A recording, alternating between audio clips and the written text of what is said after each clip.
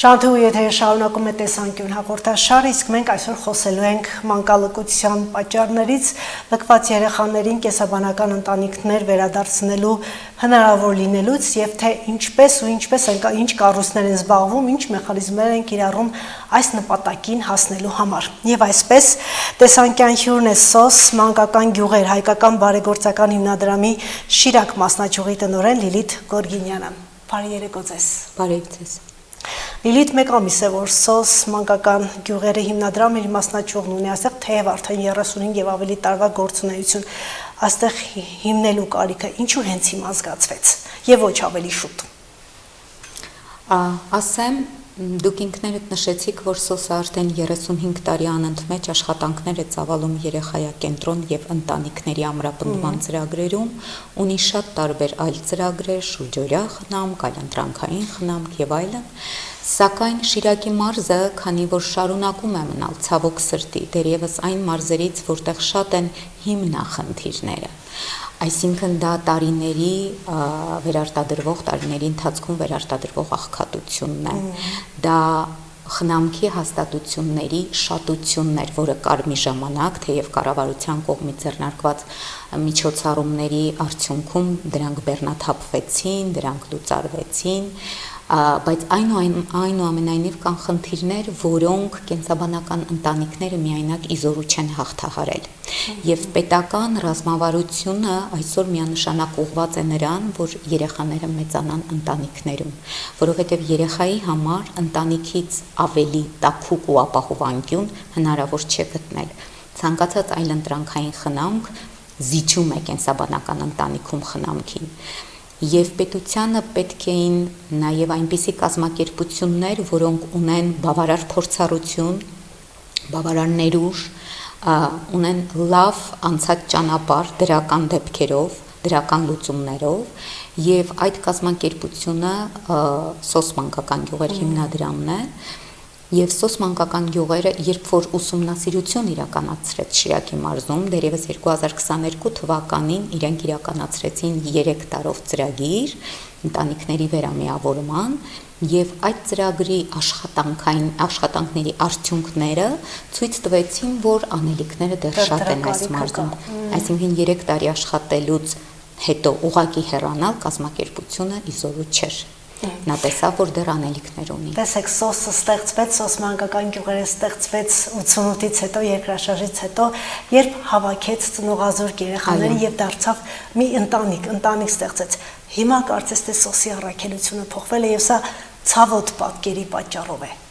Միանշանակ, որովհետեւ ցանկացած կազմակերպություն ստեղծվում է ինչ-որ գաղափարի շուրջ, բայց դինամիկ զարգացումները, փոփոխությունները, քո երկրում տեղի ունեցող, միջազգային հարթակներում տեղի ունեցող,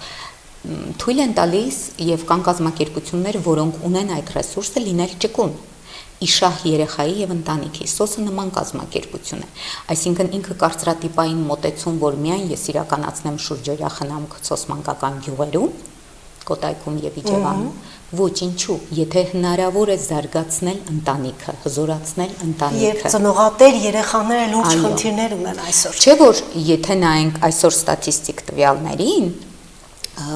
որոշակի ժամանակահատված առաջ մանկատներում խնամվող երեխաների մեծ մասը առանց ծնողական խնամքի մնացած չէին։ Նրանք ունեին կենսաբանական ծնողներ, որոնք ինչ-ինչ պատճառներով խուսափում էին երեխաների խնամքից, դաստիարակությունից պատշաճ կերպով չէին իրականացնում, բայց իրենք կային։ Եվ երբ մտածում ես ու երբ խորքային ուսումնասիրություններ ես կատարում, շատ դեպքերում մարդիկ նույնիսկ չեն գիտակցում երեխաների իրավունքների խախտման դեպքերը, այսինքն իր մտածողության մեջ դա երեխային օգնելու արարք է եւ ոչ վնասելու, բայց երեխայի իրավունքի տեսանկյունից դա ոտնահարում է եւ այս մարդկանց հետ աշխատելու մեծ հնարավորություններ կան, բացատրական, մասնագիտական, հոգեբանական, որպեսզի նրանք պատկերացնեն երեխայի պաշտպանությունը ընտանիքում եւ ծնողի դերը այս պաշտպանության մեջ։ Տեսեք, նշեցիք մանկատներ եւ խնամքի կենտրոններ, սովորաբար ասում են դե նույնն է, SOS մանկական գյուղեր հիմնադրամը նույն խնամքի եւ մանկատների խնամքի կենտրոնների հաստատվի մանկատների հետ են նույնականացնում։ Ինչքանով ու ինչով եք տարբերվում եւ ինչ եք դուք անում, որ չեն անում խնամքի հաստատությունները։ Սոս մանկական գյուղերը միշտ է տարբերվել մանկատնից, որովհետև խնամքը իրականացնում են սոս մայրերը երեխաների հետ, այսինքն յուրաքանչյուր սոս մայր իր խնամքին ունի 5-6 երեխա, այնպես ինչպես բազմազավակ ընտանիքներում են, եւ նա զբաղվում է 7-24 ռեժիմով այս երեխաների խնամքով այն տանը, որը երեխաները գիտեն, որ դա իրենց տունն է, դա իրենց սոս մայրն է, եւ երեխաները այդտեղից գնում են դպրոց, հետ են վերադառնում իրենց տուն, խնամքը ստանում են այդտեղ, բացարձակ մոտեցված է ընտանեկան տիպին։ Մանկատները ցավոք սրտի ինստիտուցիոնալ հաստատություններ էին, որտեղ կային դայակներ, մանկավարժներ, դաստիարակներ եւ նրանք աշխատանքի էին գալիս 9-ին, գնում էին 6-ին, հետո գիշերային հերթափոխողներն էին գալիս, այսինքն երեխաները նրանք բոլորը կարող էին երեխաներին սիրել, գուրգուրել, կատարել իրենց աշխատանքը հավուր պատշաճի, բայց նրանք աշխատողներ էին։ Իսկ սոս մանկական գյուղերում երեխան գիտի, որ դա իր սոս մայրն է, նրանք այդպես էլ դիմում են մամա,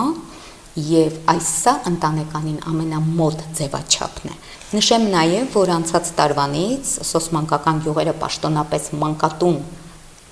կարգավիճակ այլևս չունի, նա դիտարկվում է այլընտրանքային խնամք։ Սոս մայրեր տարածքը ինչպիսին է,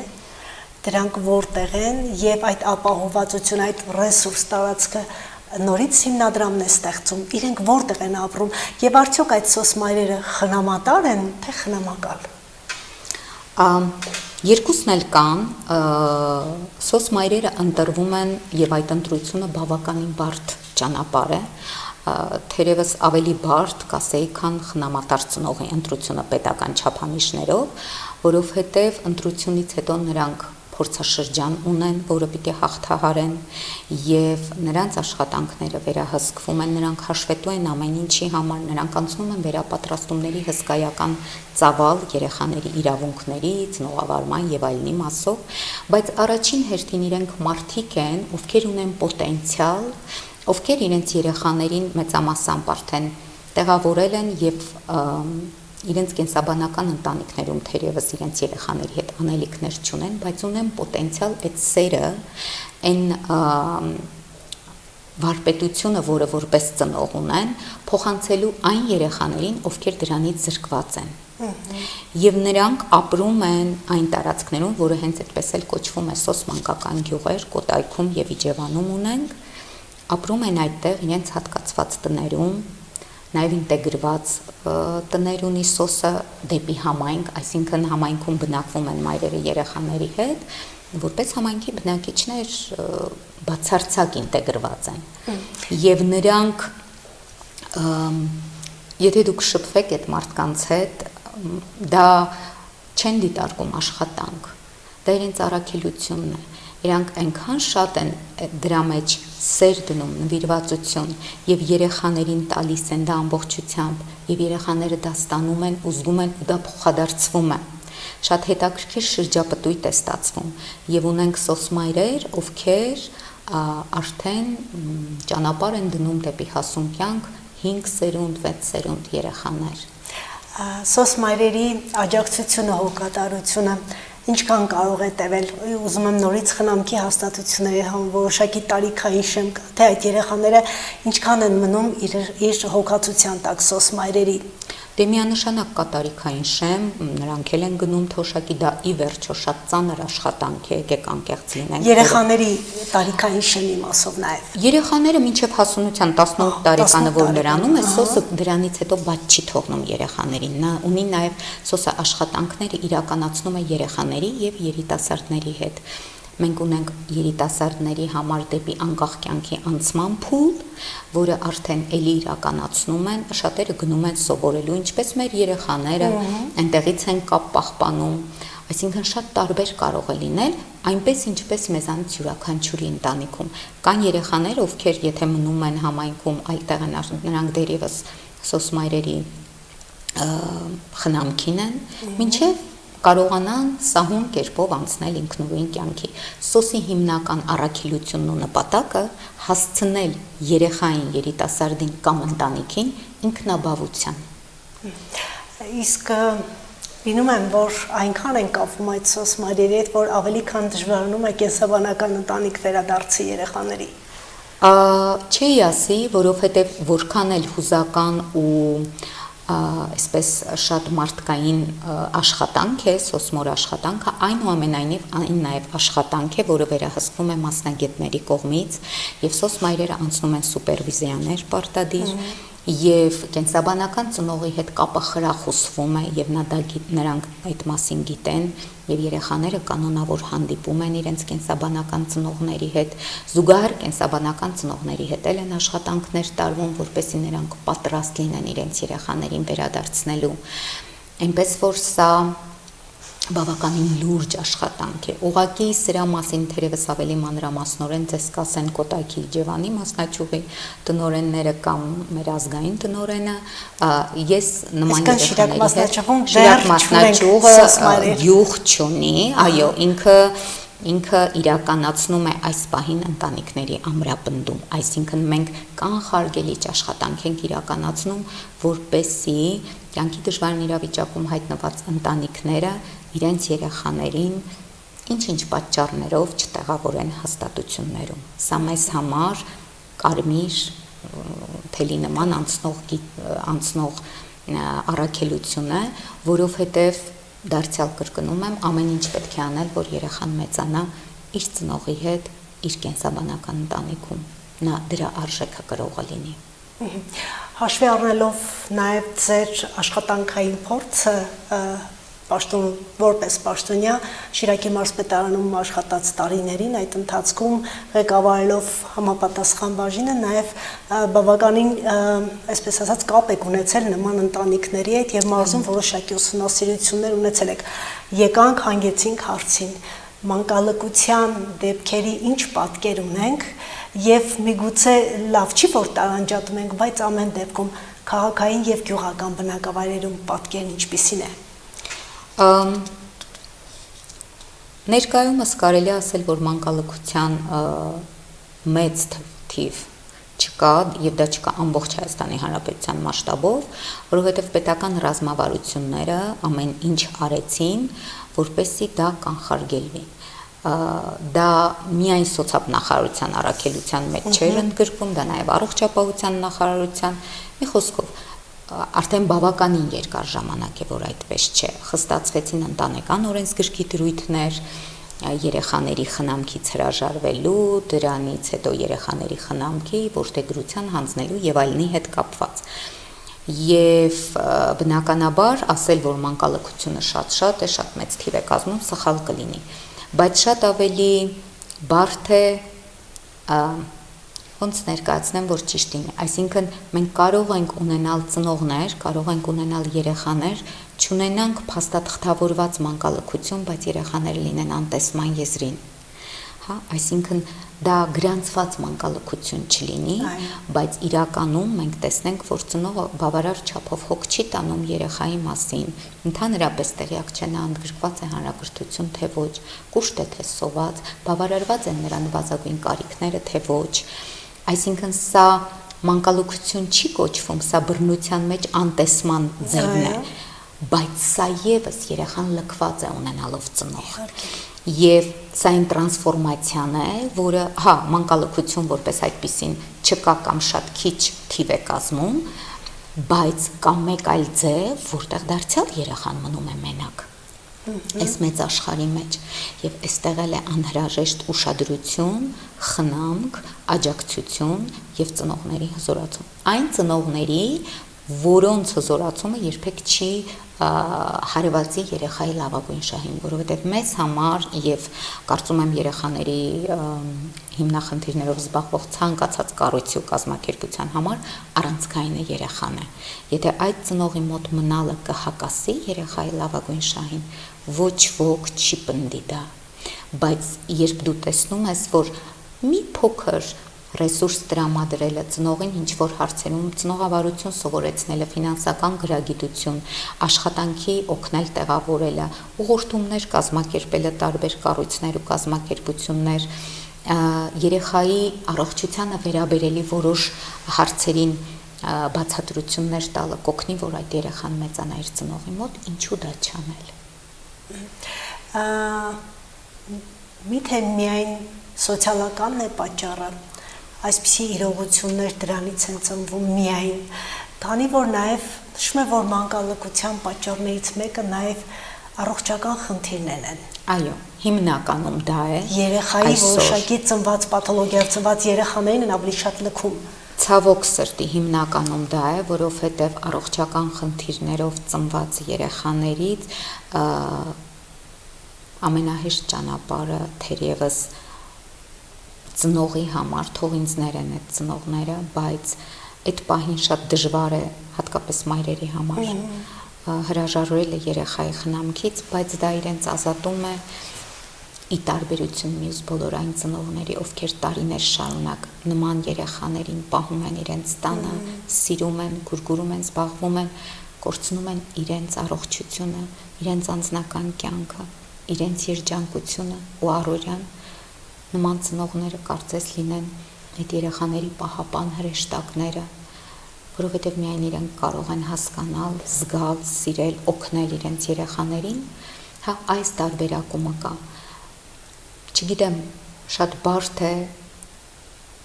կողքից նայողի աչքերով ասել, շատ ծանր է այն ընտանիքների համար, ովքեր ունեն նման երեխաներ, պահում են, փորձում են ժամանակի պահանջներին համապատասխան կարիքները հոգալ, շատ դեպքերում դրանք նաև ֆինանսական մեծ ռեսուրսներ են պահանջում եւ նույնիսկ սոցիալական խնդիրներ չունեցող ընտանիքները որոշ ժամանակ հետո կարող են հայտնվել սոցիալական խնդիր ունեցող ընտանիքների կարգավիճակում, չնայած որ պետությունը ունի բազմաթիվ ծրագրեր, անվճար բուժօգնություն, վերականգնողական ծառայություններ եւ այլն, բայց ցավոք սրտի դրանք չեն բավարարում այն ծավալին, որը կա այսօր, այսինքն երեխաները հերթի մեջ կարող են սպասել ամիսներ շարունակ։ Եվ սա էլ է լուրջ խնդիր։ Մենք նման երեխաների համար փորձում ենք հնարավորինս գտնել ծառայություններ, որպեսզի տարիքին համապատասխան անհրաժեշտ ծառայությունը երեխան ստանա, ժամանակավրեպ չլինի։ Հասկանալի է ընդհանուր առմամբ եւ հոգեբանական եւ դժվարությունների եւ ամեն ինչի նկատի ունենալով, բայց ինչպես նշեցիք, ծնողներ ունեն, բայց այդ երեխաները ոչ թե մանկալքության, այլ անտեսվածության, այսպես ասած, սինդրոմով են տառապում։ Իսկ ինչպես վերադարձնել այդ երեխաներին ընտանիք, երբ ծնողավարում չկա, դասյարակություն չկա, կա անտեսում, ինչ աշխատանք եք տանում, ի վերջո հնարավոր է նման ծնողին, այսպես ասել, դարձի բերել։ Ես ձեզ ասեմ, դեպքերը շատ տարբեր են լինում, աշխատանքը միայն մասնագիտական է, այսինքն ծնողների հետ աշխատում են համապատասխան մասնագետները, վերհանելով խնդիրները, դրանց լուծումներ առաջարկելով եւ բացատրելով, ծով համբերությունը պետք է աշխատանք կատարելու համար եւ փառք ու պատիվ բոլոր այն մասնագետներին, ովքեր ամենօրյա ռեժիմով աշխատում են նման ընտանիքների հետ։ Անհնարին չէ, ժամանակատար է, ծախսատար է եւ անհրաժեշտ է արժանապատվություն ցուցաբերել։ Սա ամենակարևորն եմ համարում թերևս, որովհետեւ նույն ծնողը տարիներ շարունակ կարող է բախված լինել քննադատության, կարծրատիպային վերաբերմունքի, ի վերջո նա էլ դժվարին ճանապարհ է անցել, որ այսօր այդպիսին է, ի վերջո գուցե իր հետ են այդպես վարվել, որ ինքը այսօր այդ ծնողական մոդելն է ցուցաբերում, եւ խնդիրները շատ խորքային են, եւ դրանց պետք է մանրակրկիտ մոտենալ եւ այն հանգույցը հատիկ-հատիկ բացելով առաջ գնալ։ Այո, լինում են դեպքեր, երբ անհնարին է, ցավոք սրտի, չի կարելի ուղիղ ասել, որ բոլոր դեպքերում ենք հաջողում, բայց նաև հաջողված պատմություններն են շատ։ Եվ շատ են այն ծնողների արցունքները, ովքեր զղջում են իրենց արածի համար, ովքեր ի վերջո գիտակցում են, որ այնպես ինչպես վարվել են, դա սխալ է։ Այդ զղջման արցունքները կարծում եմ մեզ համար ամենաթանկն են, որովհետև դու հասկանում ես, որ գիտակցական մակարդակում է փոփոխություն տեղի ունեցել։ Մի բան է, երբ ամենօրյա սոցիալական աշխատանքի արդյունքում, վերահսկում ես, որ ճաշը լինի, հագուստը լինի, երեխան դպրոցում լինի, եւ բոլորովին այլ բան է, երբ մեկ մակարդակ վերև ես գնում ու արդեն դա չպիտի հսկես, նա դա հասկանում է ու անում է որպես ծնողական պարտականություն եւ սիրո դրսեւորում։ Դուք ինչ եք տալիս սոս մանկական գյուղերը, ինչ է տալիս այդ ծնողներին, որ ի վերջո ինքը կեցության սոցիալական պայմաններ է փոխում։ Միանշանակ չեմ կարող թվել, որովհետև մենք յուրաքանչյուր ընտանիքի հետ իրականացնում ենք խորքային գնահատում եւ կազմում ենք զարգացման պլան։ Զարգացման պլանին համահունչ ընտանիքի յուրաքանչյուր անդամի հետ տարվող աշխատանքները համապատասխան ժամկետներով եւ կատարողներով նշվում են։ Եվ այդ զարգացման պլանով մենք առաջ ենք շարժվում։ Կարող են լինել աշխատանքները կարճաժամկետ, ելնելով ընտանիքի կարգավիճակից, դրությունից, ռիսկից, ռիսկային մակարդակից եւ կարող են լինել երկարաժամկետ։ Այնպես որ ուղիղ այդպես միանշանակ ասել, բայց այն ինչը կարող է խանգարել երեխայի զարգացմանը, երեխայի ընտանիքում ապրելու բնականon ընթացքին, մենք փորձում ենք դա մարզում առկա ռեսուրսները օգտագործելով համագործակցային լուծել, երբ ոչ մեկը չի կարող դա անել, չկա ծառայություն, չկա մասնագետ, ենթադրենք կամ ինչ-որ հարց է, որը հնարավոր չէ որևէ մեկի կողմից լուծել, մենք միանշանակ այդ բեռը վերցնում ենք մեզ վրա։ Այսինքն նաև այս ձեր ուսումնասիրությունների, դիտարկումների, ձեր աշխատանքի արդյունքում նաև հետևողականորեն բացահայտել եք, թե այդ ընտանիքներից քանի երեխա կարող է դպրոց չհաճախել։ Միանշանակ, երբ մենք ընտանիքի մասին ինֆորմացիան լսելուց հետո մենք դա լսում ենք տարբեր կառույցներից եւ ընտանիքներն են մեզ մոտ գալիս, իրենք անձամբ գալիս են, ասում են մենք այս խնդիրը ունենք, կարող եք մեզ օգնել, ցանկացած զանգ, ահազանգ մեր մոտ չի մնում անպատասխան, անմիջապես մեկ շաբաթվա ընթացքում ամենաշատը մեր սոցիալական աշխատողները տվյալ հասցե այցելություն են կատարում եւ իրականացվում է առաջնային գնահատում։ Առաջնային գնահատման հիման վրա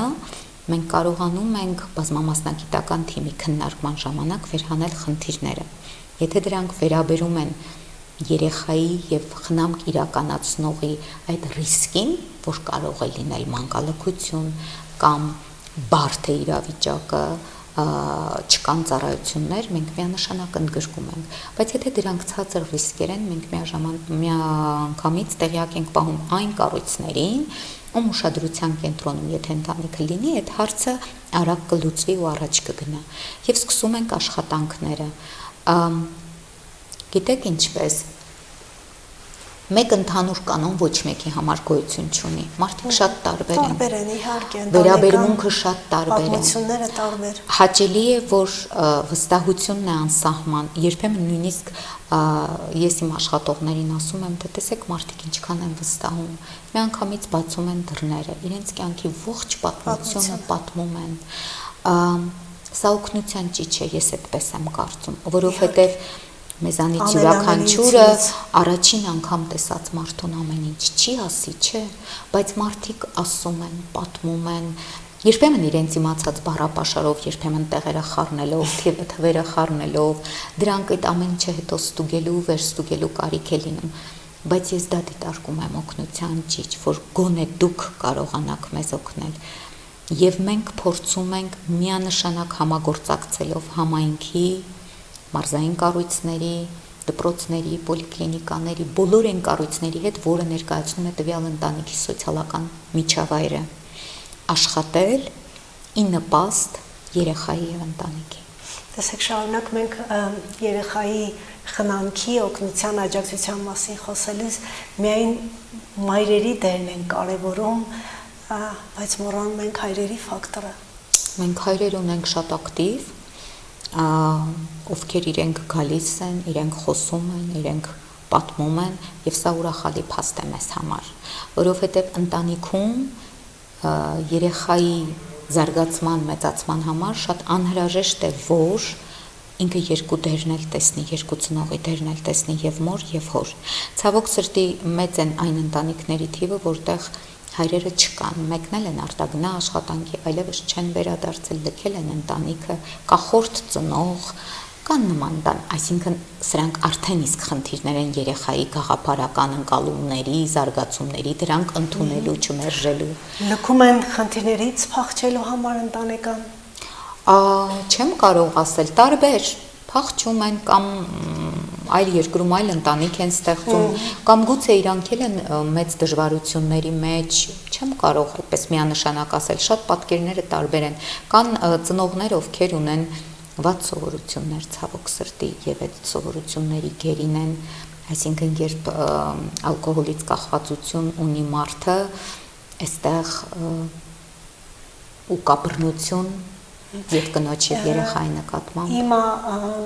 քանի երեխայի հետ եք աշխատում, քանի ընտանիքի։ Այս պահին 82 ընդգրկված ընտանիք ունենք արդեն 260 երեխայով։ Սոցմանկական գյուղերը փոխկապակցված համագործակցային աշխատանք եւ ունի այն մասնագիտական ռեսուրսները, որ հնարավոր է լինի խնամքի հաստատությունների հետ։ Ինչպես եք աշխատում։ Սոցմանկական գյուղերը դա այն կազմակերպությունն է,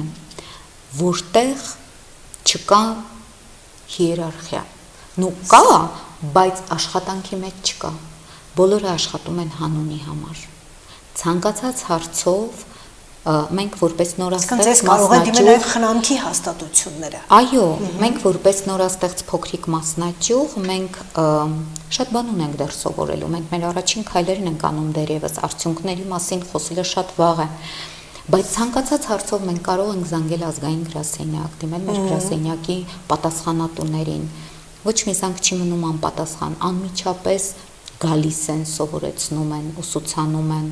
եւ բոլոր հարցերը քննարկվում են, շատ թափանցիկ ու բաց է։